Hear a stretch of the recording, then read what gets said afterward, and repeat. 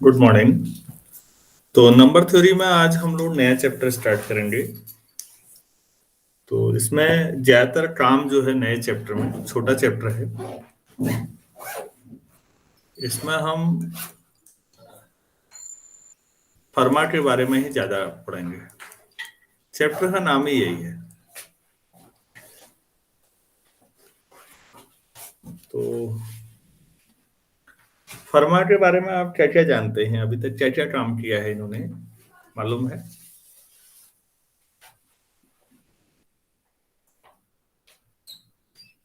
Hello.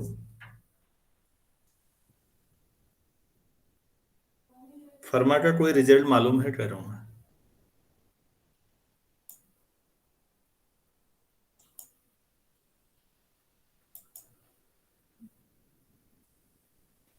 बच्चों, मेरी आवाज आ रही है आप तक? Yes yes sir, sir. Group theory में। हाँ, ट्रुथ थ्योरी में पढ़ा हुआ है। तो फ्रेंच मैथमेटिशियन में ये बड़ा नाम रहे और नंबर थ्योरी में बहुत काम किया है। पेशे से एक वकील और जज रहे। और फर्माज लास्ट थ्योरम, फर्मा लिटिल थ्योरम, हम लिटिल थ्योरम पे फोकस करेंगे अभी। तो इवन मैथ्स ही नहीं, फिजिक्स में भी फर्मा ने कहीं आपको कुछ ना कुछ सिखाया होगा। याद आ रहा है आपको कहीं?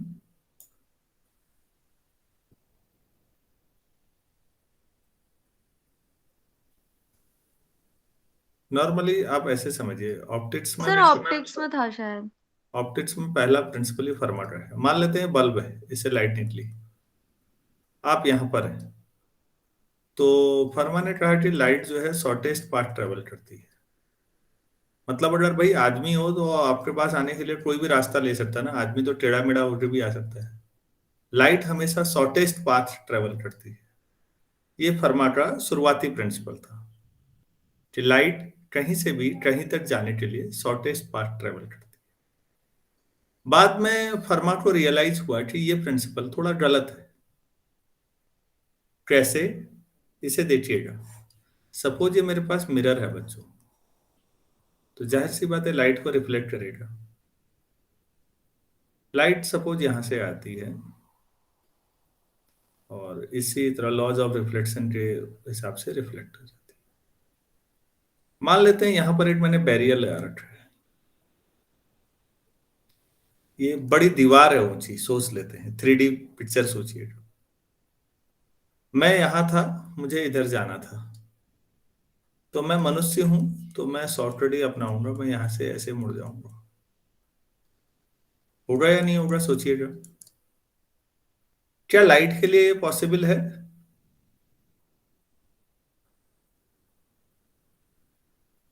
लाइट ऐसे बीच से अपने आप मुड़ जाएगी या नहीं? No sir. No sir. तो लाइट ने, मैंने शॉर्टकट अपनाया लाइट के मुकाबले, अभी लाइट ने शॉर्टकट नहीं अपनाया। तो लाइट ने सबसे लंबा पाथ लिया, ये सबसे लंबा था क्योंकि सामने मिरर है, फिर उससे आगे मैं भी नहीं जा सकता, मान लेते हैं। तो फिर फर्मा ने खुद ही दिखाया कि देखा और ऑब्जर्व किया। तो उन्होंने कहा कि लाइट कभी भी एक मीडियम से दूसरे मीडियम या सेम मीडियम कहीं भी जाना हो, उसमें रिफ्लेक्शन हो रहा हो, रिफ्रेक्शन हो रहा हो, लाइट का पाथ जो होता है वो हमेशा एक्सट्रीम होता है। मतलब या तो वो शॉर्टेस्ट होता है या वो लॉन्गेस्ट होता है, बीच में नहीं होगा। तो आप ऑप्टिकल पाथ लेते हैं और उसका जो डिफरेंशिएशन करते हैं तो वो जीरो आता है, और उसी से आप लॉज ऑफ रिफ्लेक्शन और रिफ्रैक्शन डिराइव करते हैं, अगर आपको याद हो। ये सब किया होता है आप। तो लाइट शॉर्टेस्ट नॉर्मली चलती है, लेकिन कई सिचुएशन ऐसे भी हैं जब लाइट शॉर्टेस्ट पाथ पे नहीं चल पाती, क्योंकि लाइट अपने आप कैसे मुड़ेगी? तो वो आगे जाके लौट के आएगी। क्या समझ पा रहे हैं आप लोग सिचुएशन? Yes sir. अरे भाई, समझ में आया कि नहीं आया ये बात? कि लाइट या तो शॉर्टेस्ट पाथ में चलती है या लॉन्गेस्ट पाथ में चलती है। तो फर्मास लॉ ऑफ एक्सट्रीमम पाथ है ये। ऐसा पढ़ा है या नहीं पढ़ा है, मैं ये पूछ रहा हूँ। पढ़ा है यस सर। सर। हम्म। तो फर्मा का बहुत सारा काम है। उसके बाद फर्मा ने नंबर थ्योरी में काफी काम किया। नंबर थ्योरी में बच्चों आप इसे ऐसे समझिए, अगर कोई पूछे कि x plus y equal to z, इससे इंटीजर सॉल्यूशन की बात हो रही है अभी। नंबर थ्योरी पे काम करते समय नॉर्मली इंटीजर पे ज्यादा फोकस होता है, और उस दौर में लोग ज्यादातर काम करते भी इन्हीं चीजों में ज्यादा थे, तो फर्मा का फोकस ना इंटीजर सॉल्यूशन पे था। तो इसके सॉल्यूशन के बारे में आप सब जानते हैं। क्यों जानते हैं? क्योंकि अगर आप इसे एक तरफ ले आए तो x plus y minus z equal to 0 हो जाएगा। और बच्चों ये प्लेन की इक्वेशन है जो ओरिजिन से पास हो रहा है। तो ओरिजिन से पास होने वाला प्लेन, तो जाहिर सी बात है इनफाइनाइट प्लेन होता है, तो इनफाइनाइट सॉल्यूशन मिल जाएंगे। कोई डाउट है इसमें? No sir. अरे भाई 1 1 ले लो, इसको 2 ले लो, इसको समझ रहे हैं, 0 2 ले लो, इसको 2 ले लो, पढ़ाते जाओ। आप लोग समझ रहे हैं या नहीं? Yes sir. उसके बाद पाइथागोरस आते हैं जो इस पे काम करते हैं, x square plus y square equal to z square. तो अब आप जानते हैं कि सॉल्यूशंस की संख्या ड्रास्टिकली कम हो जाएगी, इसके मुकाबले बहुत कम हो जाएगी यहाँ पर। क्या ये बात आप समझ पा रहे हैं? Yes sir.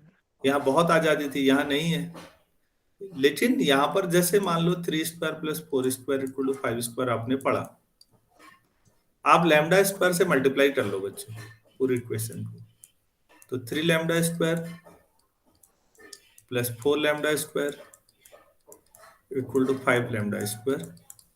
लैम्डा कोई भी नेचुरल नंबर ले लीजिए, तो आपको कितने सॉल्यूशन मिल जाएंगे? आप देखिए तो लैम्डा 1 रखिए तो पहला ही यही मिला, लैम्डा 2 रख दीजिए तो 6 8 और 10 मिल जाएंगे, लैम्डा 3 4 5 बढ़ाते रहिए तो इनफाइनाइट सॉल्यूशन मिल जाएंगे। एक फैमिली मिल रही है इनफाइनाइट सॉल्यूशन। आप लोग समझ पा रहे हैं सारे लोग इस बात को भी कि ऐसा भी होता होगा? यस एक, हाँ, एक सॉल्यूशन है, उसी को इनफाइनाइट सॉल्यूशन में कन्वर्ट करना कैसे आता हो?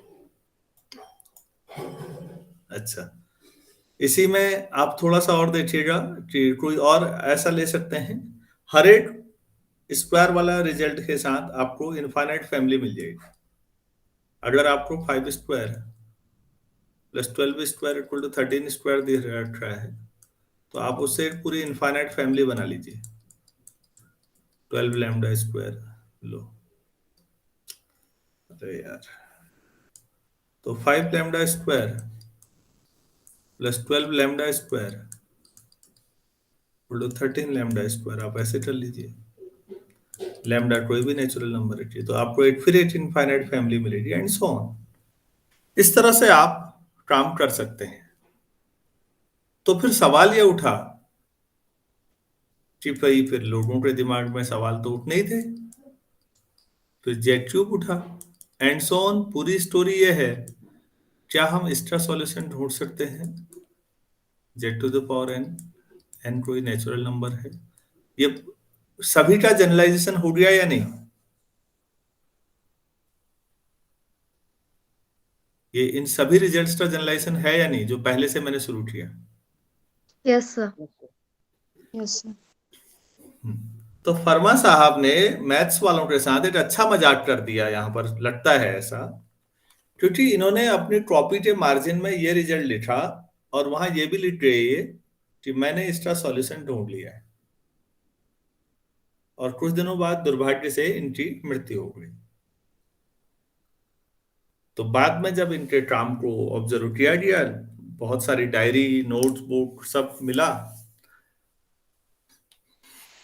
अब फर्मा की रेपुटेशन बहुत जबरदस्त है, वो इस चैप्टर से समझ में आएगी आपको। इस चैप्टर में हम जो जो चीजें पढ़ने वाले हैं, तो ये लगा कि यार ये आदमी गलत बोल रहा होगा, अगर ऐसा है तो मिला ही होगा, लेकिन इसका सॉल्यूशन होगा क्या? अब लिखा हुआ था कि मैंने इसका सॉल्यूशन ढूंढ लिया है, ये लिखा था, लेकिन सॉल्यूशन तो कहीं मिला ही नहीं।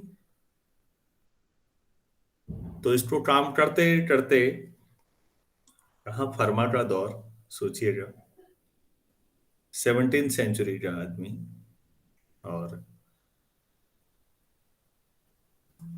1984-85 के आसपास एंड्रयू वाइल का नाम बताया होगा मैंने कभी आपको, Yes, एंड्रयू वाइल के बारे में।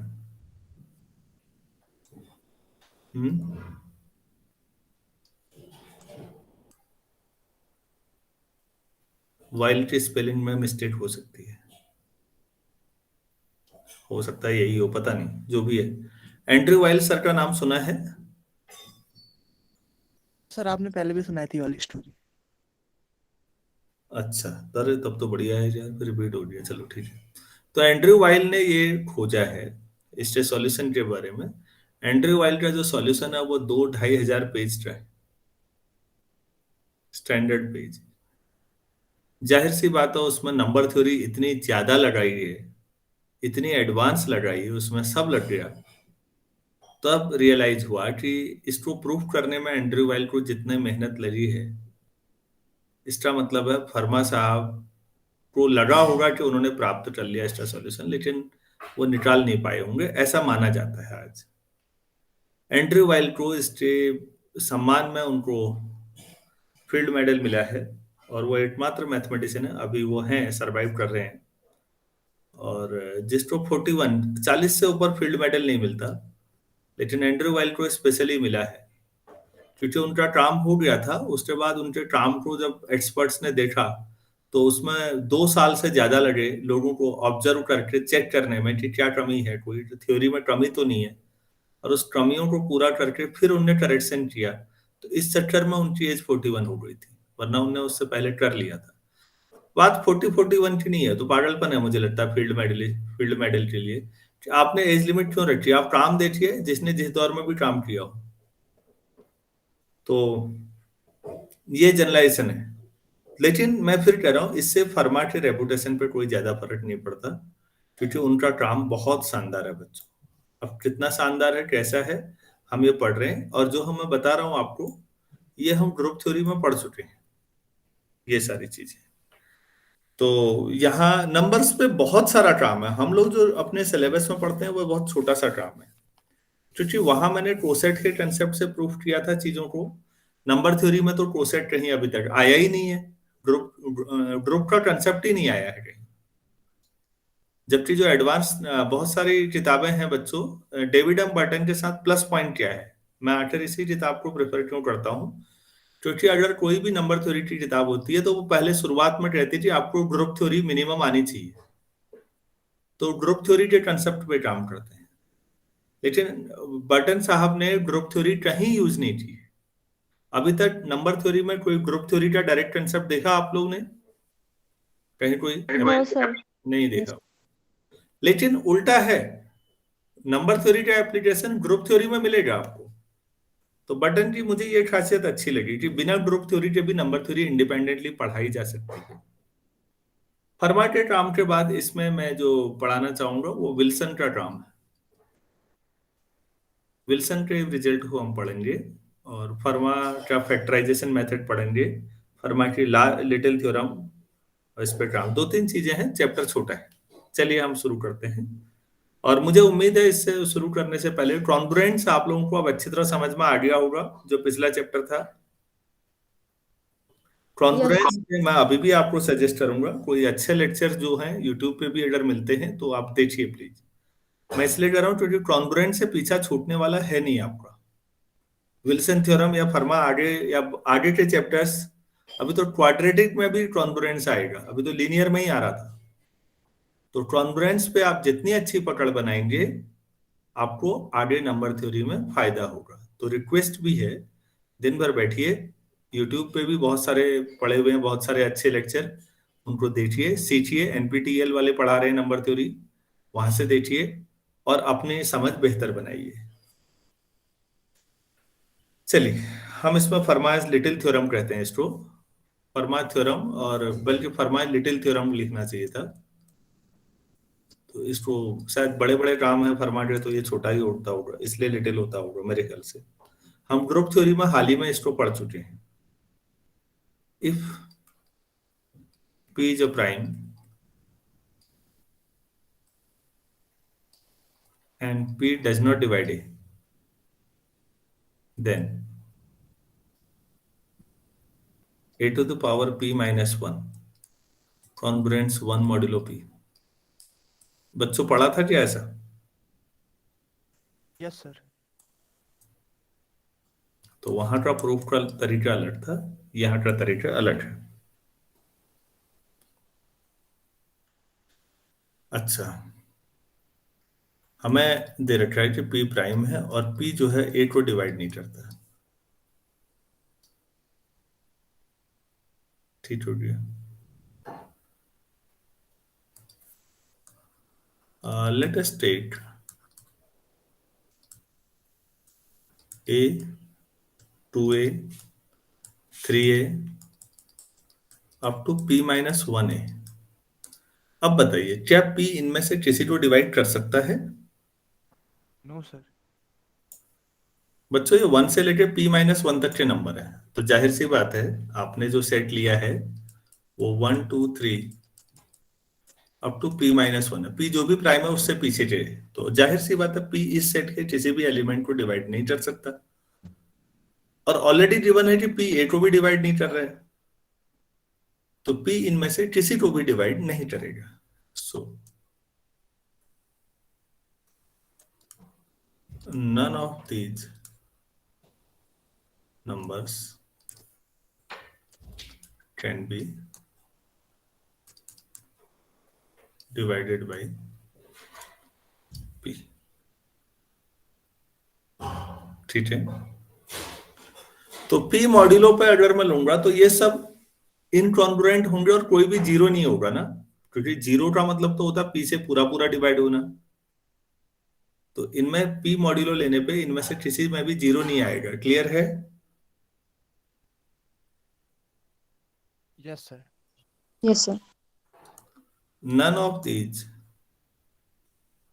numbers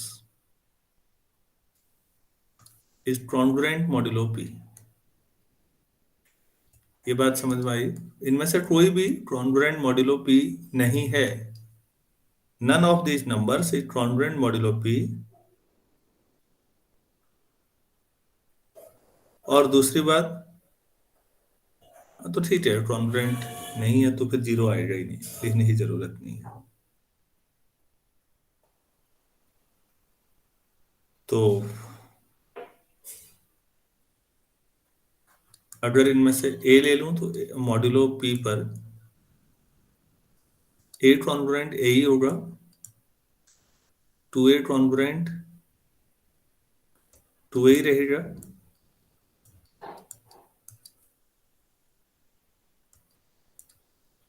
और लास्ट में आपके पास P माइनस 1 A को कॉन्ग्रुएंट ऐसे ही रहने दीजिए, P minus A modulo P। ऐसा लिख सकते हैं ना? कोई दिक्कत है इसमें? No sir. ठीक है, अगर मैं इन सबको मल्टीप्लाई करूं तो क्या मिलेगा?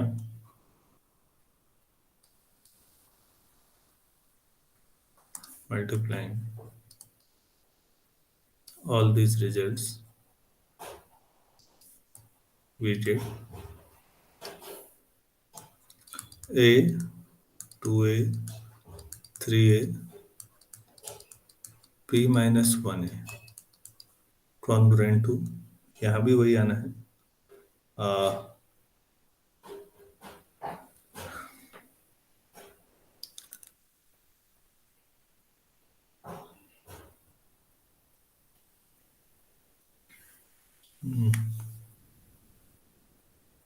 तो वही आ जाएगा।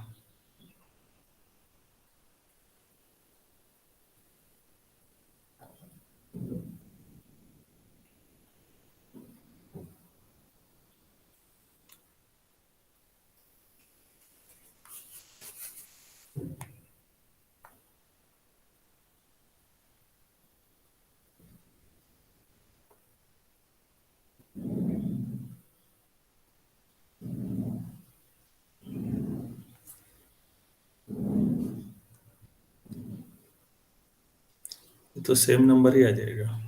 तो क्या कुछ और सोचा जा सकता है इसमें?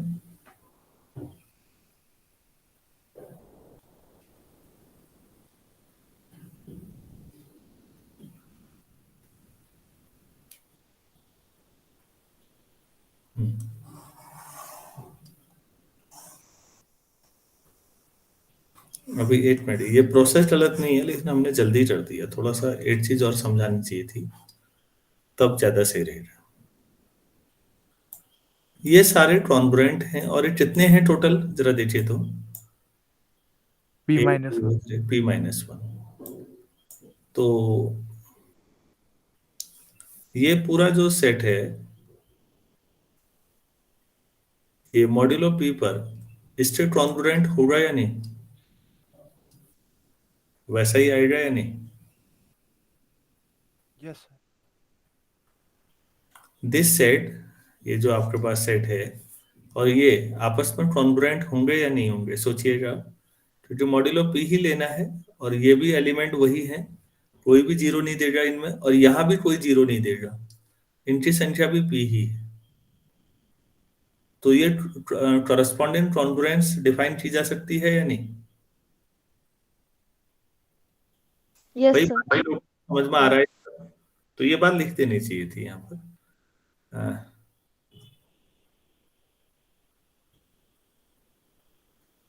So the collection A 2A 3A P-1A will be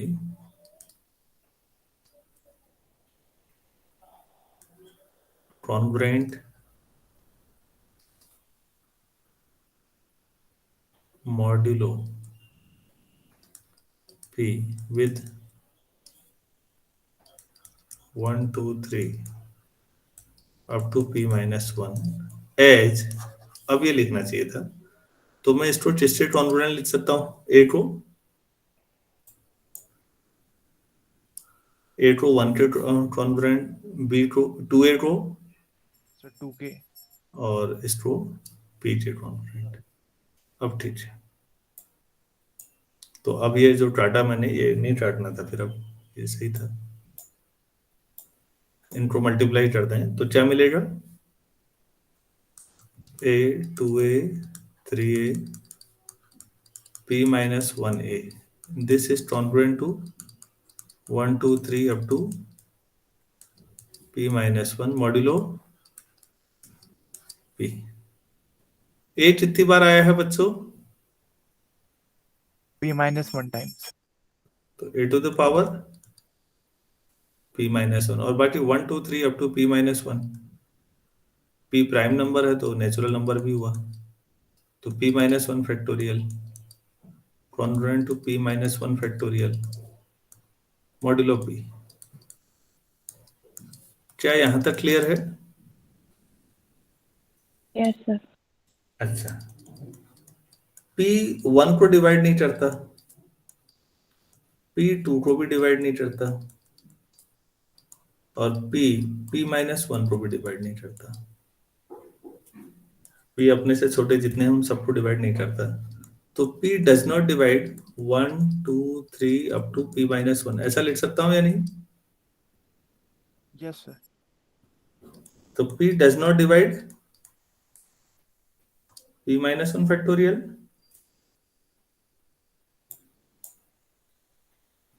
अगर P-1 फैक्टोरियल को डिवाइड नहीं करता तो उसे दोनों साइड से कैंसिल किया जा सकता है, याद है आप लोगों को कैंसिलेशन का रूल? Yes, sir. तो क्या बचेगा?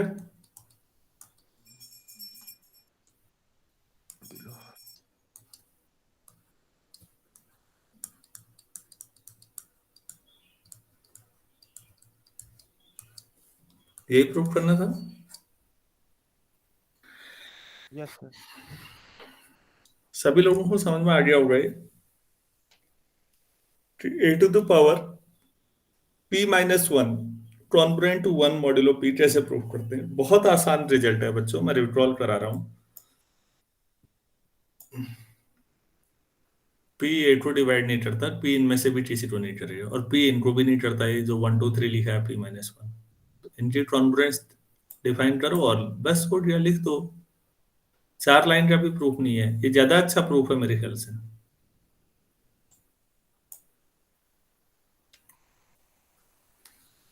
आप इस प्रूफ से वहां भी काम चला सकते हैं, कोई दिक्कत नहीं है, अलजेब्रा में भी, ग्रुप थ्योरी में ये वाला प्रूफ भी कर सकते हैं।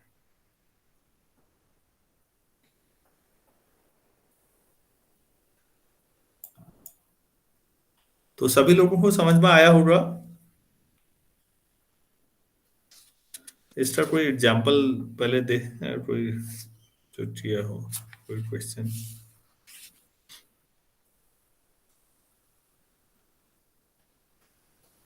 तो क्वेश्चन है, verify that 18 to the power 6 congruent to 1 modulo 7,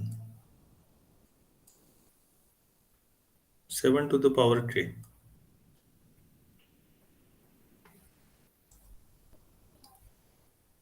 for k equal to 1 to 3.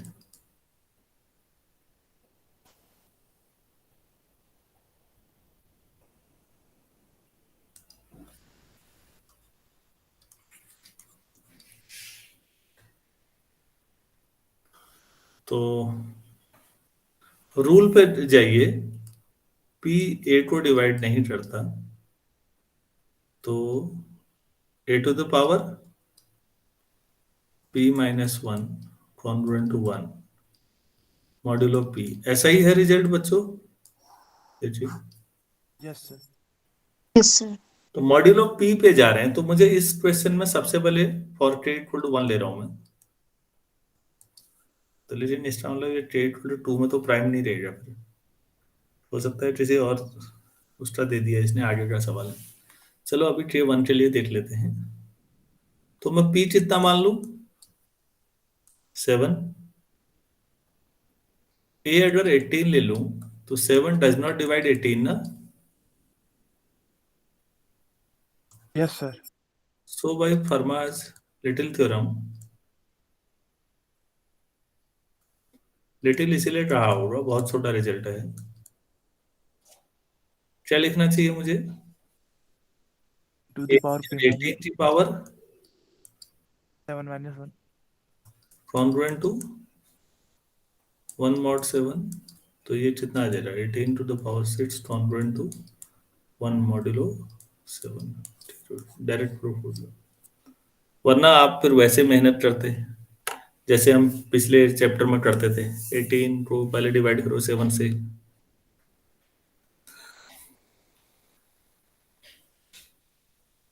k equal to 2 के लिए अभी नहीं हो रहा है, 2 3 के लिए हमें आगे के टूल और चाहिए होंगे। इट्स इसका क्वेश्चन हम केवल तो ऐसा करते हैं, इसको 7 की पावर k जो 7 कर लेते हैं बस। अभी छोटा सवाल किया हमने, धीरे धीरे हमारे कंसेप्ट बढ़ते जाएंगे, क्योंकि p a को डिवाइड नहीं करता का कंसेप्ट मैं हटाना चाह रहा हूँ, तो फिर तब रिजल्ट क्या आएगा ये भी बताऊंगा अभी। अच्छा, नेक्स्ट क्वेश्चन इस पर बेस,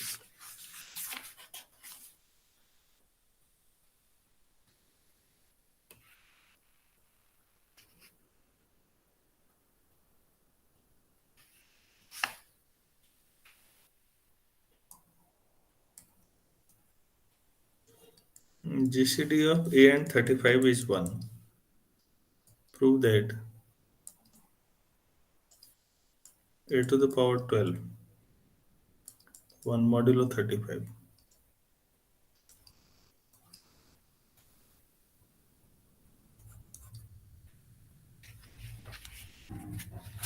तो बच्चों मॉड्यूलो 35 बाद में करेंगे, 35 के दो फैक्टर होंगे, 7 और 5। आप उसमें लगाइए, 7 पे क्या लगा सकते हैं, यूजिंग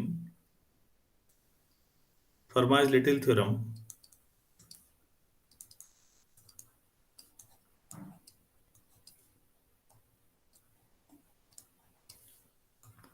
अगर मैं मॉड्यूलो 5 में लगाना चाहूँ तो मुझे a टू द पावर कितना लेना चाहिए, और मॉड्यूलो 7 में करूँ तो 5 लो, तो बच्चों यहाँ क्या लिखूं, Sir, a to the power 6 minus 1 और वहाँ a to the power 8 minus 1. यहाँ ये लिखूं,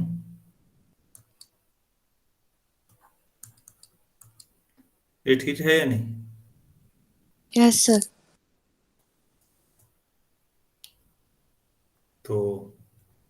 a to the power 4 congruent to a modulo 5 और a to the power 6 congruent to 1 modulo 7। ये ठीक है बच्चों। यहां पर ये ध्यान देने वाली बात है हियर, आप कह रहे हैं कि जीसीडी ऑफ ए और 35 1 है, मतलब ये रिलेटिवली प्राइम है। तो जीसीडी ऑफ ए और 5 क्या हो सकता है?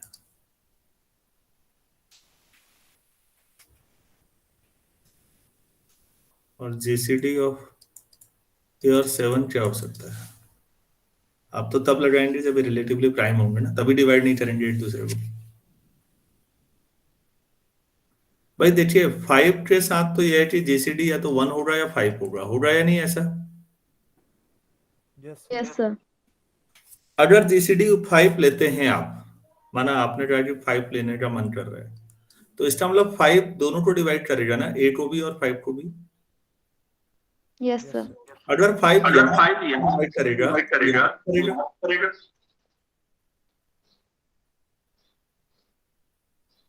फिर 1 कैसे आएगा? Yes, sir. तो फिर क्या, फिर फाइनली क्या होना चाहिए फिर? सर दोनों में 1 1 होना चाहिए। हाँ मतलब ये रिलेटिवली प्राइम है ना, तो फिर ये मान लो जो 5 ए को भी डिवाइड नहीं करता 5, तो आप ये कह सकते हैं ना कि ये हमारी कंडीशन सेटिस्फाई हो रही है, 5 डज नॉट डिवाइड ए और 5 does not 7 does not divide A, मतलब ये भी जस्टिफाइड है ना बच्चों? क्लियर हुआ या नहीं हुआ मेरी बात? Yes, sir. Yes, sir. अच्छा,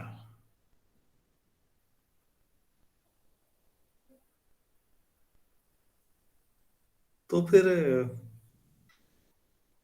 इसने 12 बोला है, अगर मैं दोनों को मल्टीप्लाई कर दूं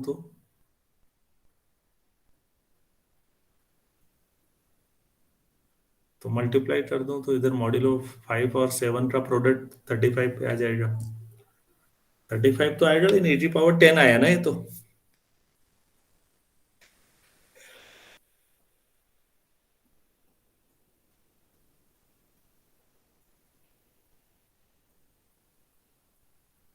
e पावर 12 कैसे आएगा?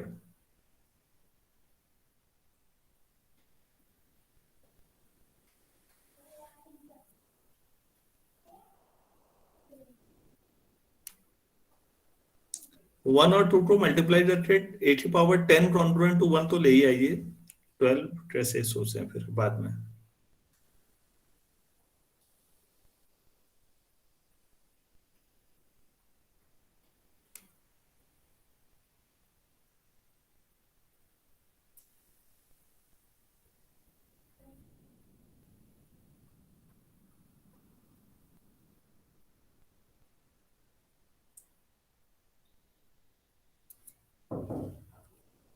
अभी 10 का ही बना लेते हैं क्वेश्चन, 12 में फिर सोचेंगे। आप लोगों के पास बुक होगी, सॉफ्ट कॉपी तो मैंने भेजी है, देखिएगा, हो सकता है कि मैं मिस्टेक कर रहा हूँ, 10 ही हो। 10 तो सीधे ही हो रहा है ना, तो यही सही।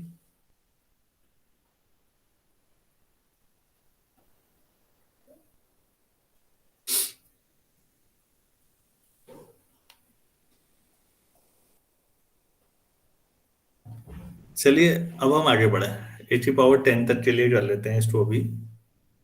12 हमारे पास कुछ टूल और आने हैं, मैं केवल पहले टूल से क्वेश्चन करा रहा हूँ, इसलिए थोड़ा सा ये मुझे दिक्कत आ रही है। मैं अब ये बताने जा रहा हूँ कि P does not divide A वाला जो कंसेप्ट है फर्मा-लिटिल थ्योरम में, उसको रिमूव, उसे हटा के करें तो क्या मिलेगा वो देखते हैं। द रिजल्ट ऑफ, पहले बता दूं मैं, फर्मा-लिटिल थ्योरम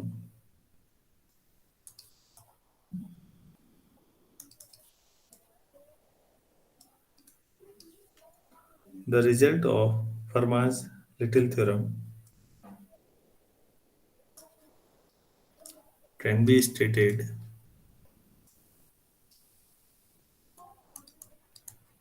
in a slightly, ऐसे लिखते थे, more general way।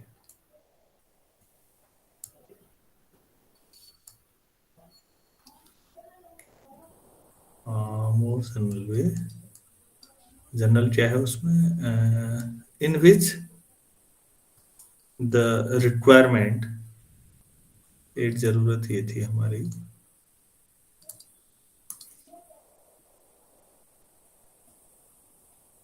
that p does not divide a is dropped, ऐसे कर लेते हैं।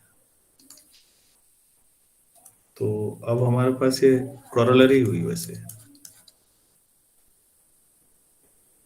हम कॉरोलरी करने जा रहे हैं अब कि इसी से अगर p डज नॉट डिवाइड ए हटा दूं तो क्या होगा। तो मैं लिख रहा हूं, इफ p इज प्राइम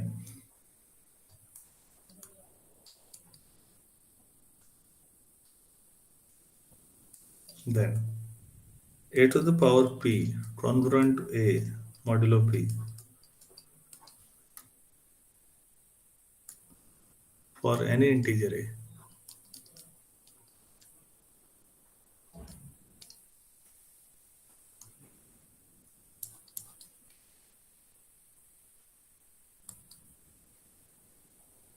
अब p a तो कोई भी है, तो यहां दो ट्रेस बनेंगे।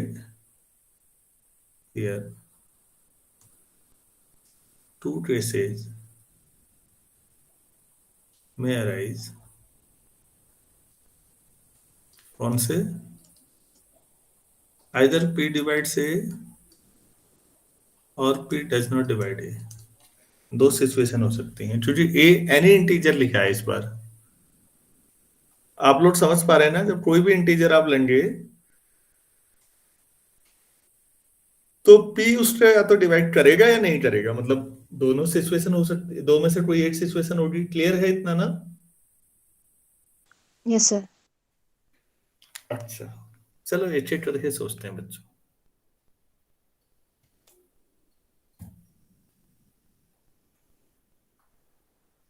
अगर p डिवाइड्स a है, p a को डिवाइड कर रहा है, तो p divides a to the power p ना। Yes, sir. तो फिर a to the power p congruent to zero, zero या a की बात है फिर मॉड्यूलो p पर, Yes, sir. क्योंकि a को भी डिवाइड कर रहा है तो a भी जीरो के कॉन्ग्रुएंट हुआ। तो प्रूफ हो गया या नहीं पहले केस में? क्या ये सभी बच्चों को समझ में आया?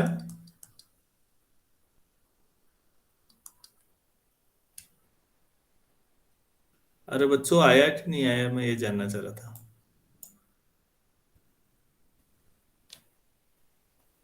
Yes, sir. Yes, sir. Yes, sir. और अगर p डज नॉट डिवाइड ए है, देन फर्मा लिटिल थ्योरम।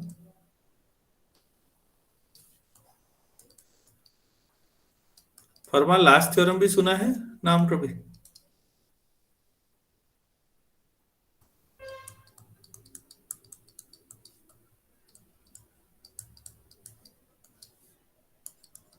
ए से मल्टीप्लाई कर दो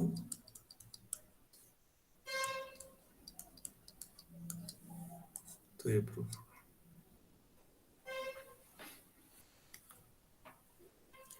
तो ये रिजल्ट आप लगा सकते हैं किसी के लिए भी।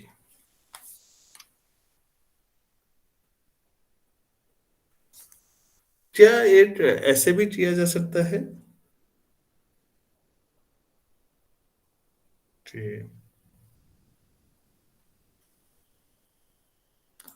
कॉन्ग्रुएंस में ही a plus 1 to the power p binomial congruent to a to the power p plus 1, और फिर जब ये कॉन्ग्रुएंट है तो ये a plus 1 हो जाएगा फिर मॉड्यूलो p। p प्राइम है where p is प्राइम और a कोई इंटीजर है।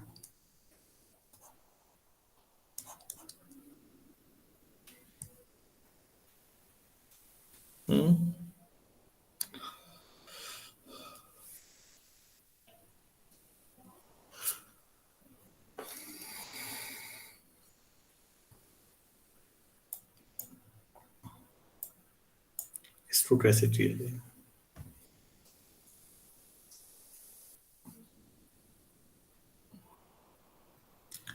कोई सजेशन आप लोगों की ओर से?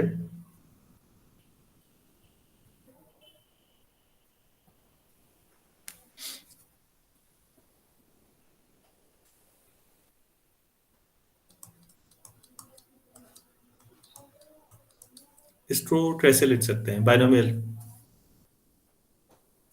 P C zero A to the power P C one A to the power P minus one, P C two A to the power P minus two, P C R A to the power P minus R, P C P minus one, A की power इन दोनों का difference हुआ तो 1 आ जाएगा, और last में P C P.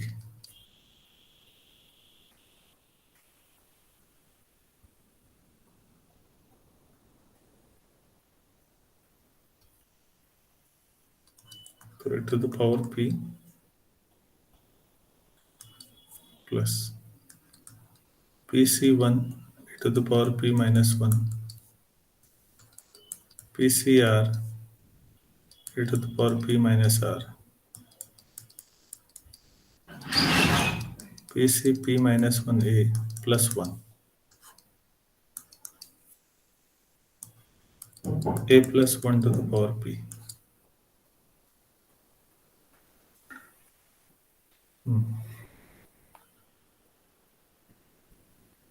अगर P इन सबको डिवाइड कर ले,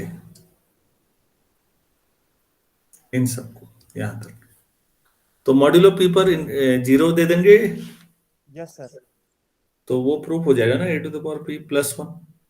यस सर, ठीक। अब P ए को पता नहीं डिवाइड करेगा या नहीं करेगा, तो अगर मैं ये प्रूफ कर दूं पी सी आर जो है ये इन जनरल बाइनोमियल कोफिशिएंट, इसको अगर P डिवाइड करता है तो इन सबको कर देगा ना, यस सर, तो ये बाइनोमियल थ्योरम का क्वेश्चन ज्यादा हो गया, नंबर 3।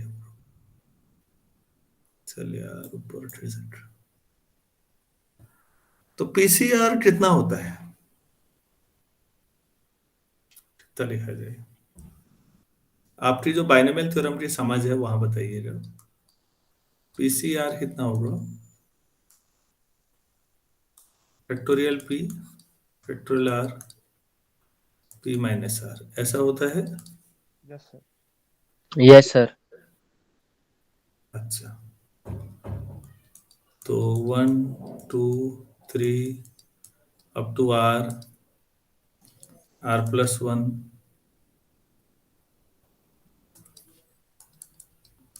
अप टू पी, ठीक है। यस सर,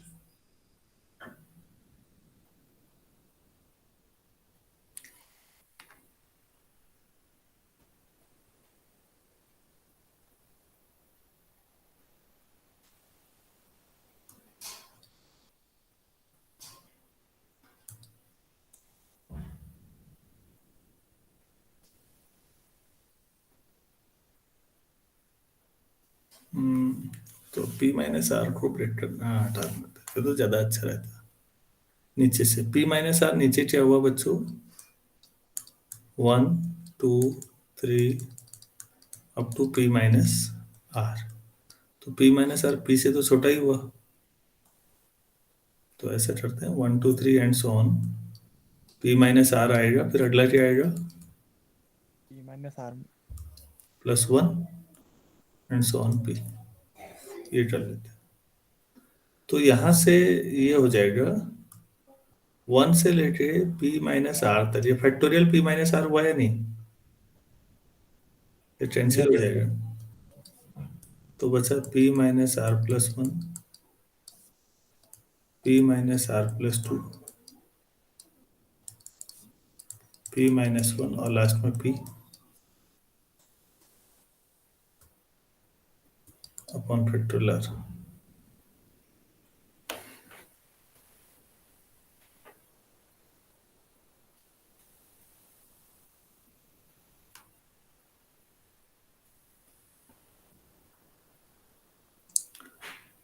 तो ये पहले भी एक दिन किया था, दीपक ने बताया था थोड़ा।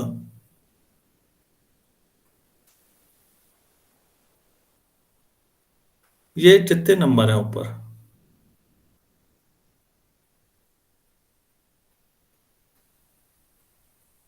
R+1.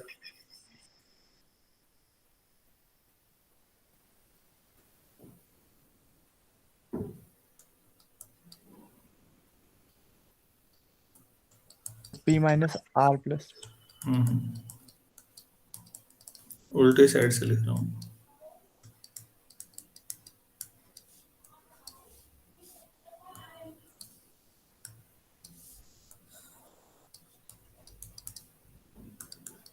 Into P. तो आप ये बताइए, फैक्टोरियल आर इस ब्रैकेट वाले को डिवाइड कर देगा या नहीं पूरा?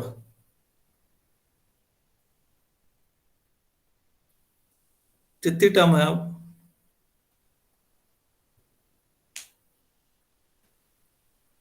R.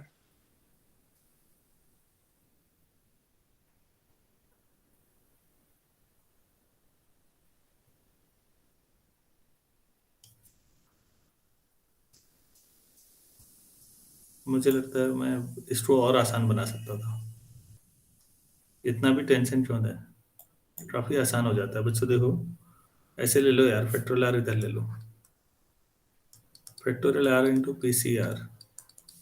छोड़ो छोड़ो इसको, सीधे जो भी है इंटू पी लिखो। पी राइट हैंड साइड को डिवाइड कर रहा है ना, Yes, sir.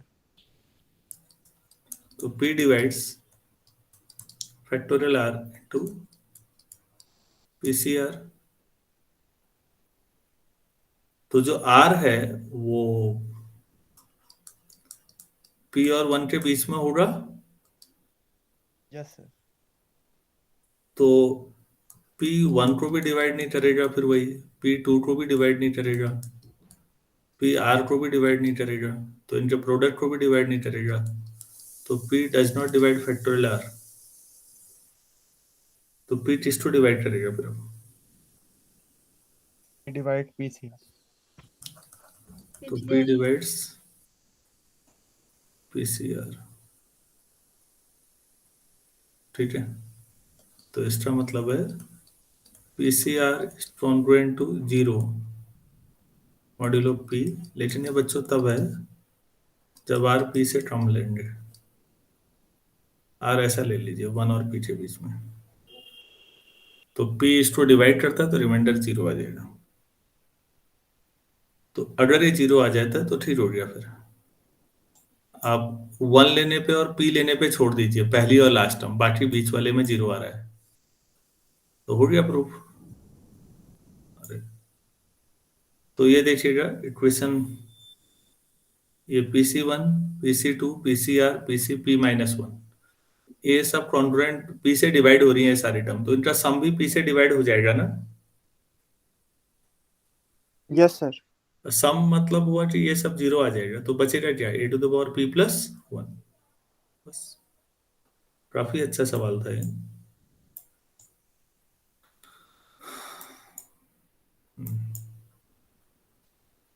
So from 1, a plus 1 to the power P is congruent to a to the power P + 1। पहली और लास्ट टर्म बची। और फरमाए लिटिल थ्योरम से a to the power P congruent P कितना होता है?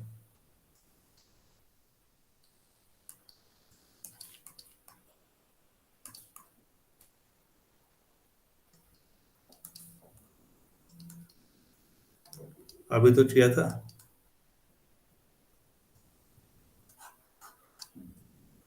तो a to the power a + 1 की पावर P जो होगा पूरा बाइनोमियल करके सीधे a + 1 आता है, बाकी सब गायब हो जाता है। कितना आसान रिजल्ट है, क्वेश्चंस में आप महसूस करेंगे इस बात।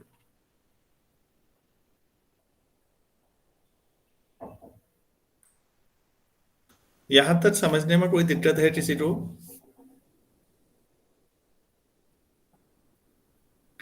आया नहीं आया आपको, ये बताइए। आगे सर। ठीक, तो आपके लिए होमवर्क ये है बच्चों, अब क्या फर्मा की ये जो थ्योरम अभी बताई है इसका कन्वर्स सही है या नहीं है? आज आप स्ट्रेटली पीछे लगिए, पढ़िए, तब आपको मिलेगा आंसर। तो नेक्स्ट क्लास में मुझे बताइएगा कि फर्मा की जो थ्योरम हमने पढ़ी है, इसका ट्रांसवर्स भी सही है या नहीं है। अभी ट्रांसवर्स पे तो बात ही नहीं की है मैंने।